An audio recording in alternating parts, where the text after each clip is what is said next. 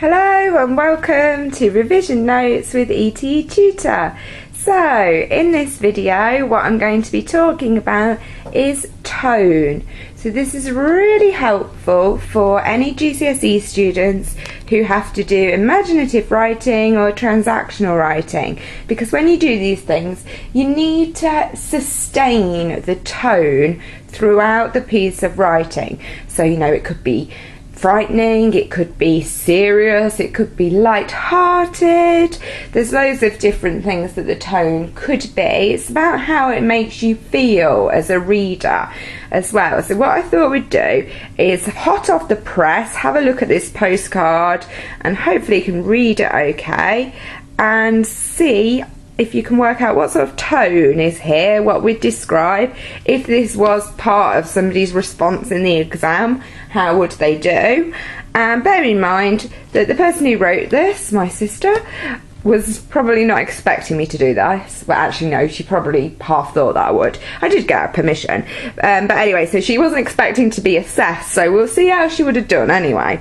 Right, so if you have to write a letter, it's unlikely you'd be asked to write a postcard, but if you have to write a letter, you need some kind of greeting, a salutation. So here we've got, "Dear Claire and Kev, exclamation mark."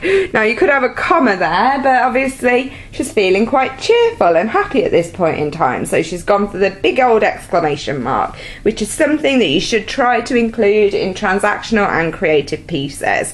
You need to experiment with your punctuation. So we've been having a lovely time in Wales and we climbed Snowdon, exclamation mark. Okay, so far perfectly fine in terms of AO6. She's got her apostrophe and weave. She's got a capital letter on Snowdon because it's a proper noun, there's just the one Snowdon, and then she's got another exclamation, capital letter on Wales as well. Remember, all countries need a capital letter. So yeah, we've got that first sentence. Do you know what type of sentence it is? It's got two clauses, hasn't it? The first part, and then we've got that connective or conjunction and. So, and then the final clause, so we can see that it's a compound sentence. So that's good. Hopefully she's done some other types of sentences, we'll have to see. It was a real challenge. Nice vocabulary on challenge. It's an appropriate word for what she's describing. But it was a really fantastic experience. Okay. Fantastic isn't the most exciting adjective, but the word experience is really appropriate here.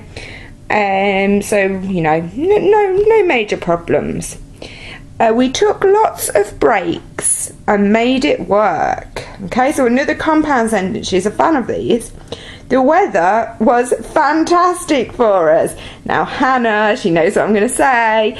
In such a short piece of text, to use the word fantastic twice is not fantastic really. So you remember that. We don't want you to be really repetitive when you're doing your response.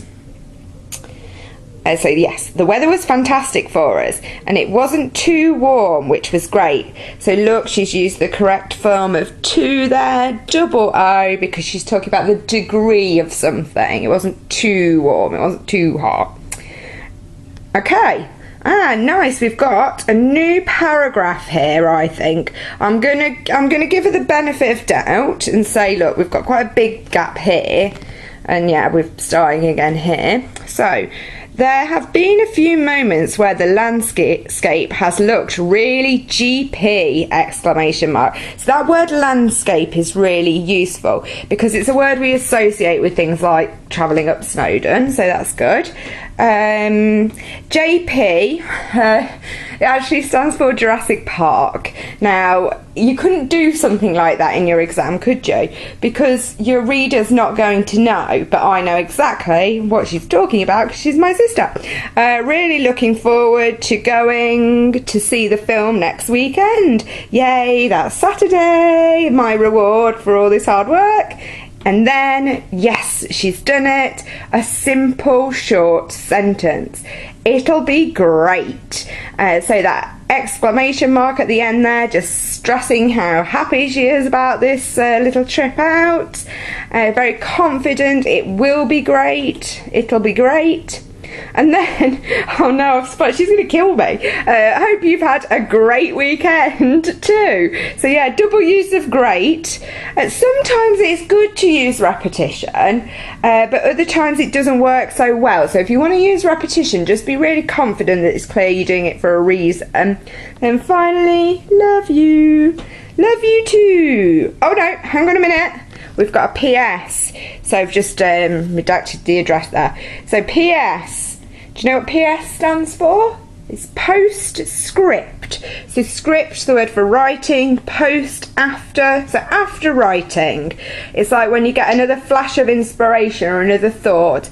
If you are doing a conversational letter like this, I think it would be a good idea to use a PS to show that you understand what it is and how it can be used in writing.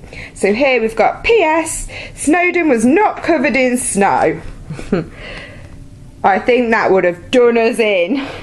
So there at the end we've got very colloquial language, done us in. Thank you so much, Hannah. You are a living legend.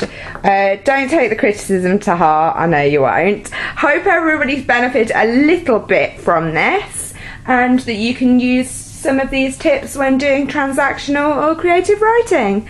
Okay then, best of luck.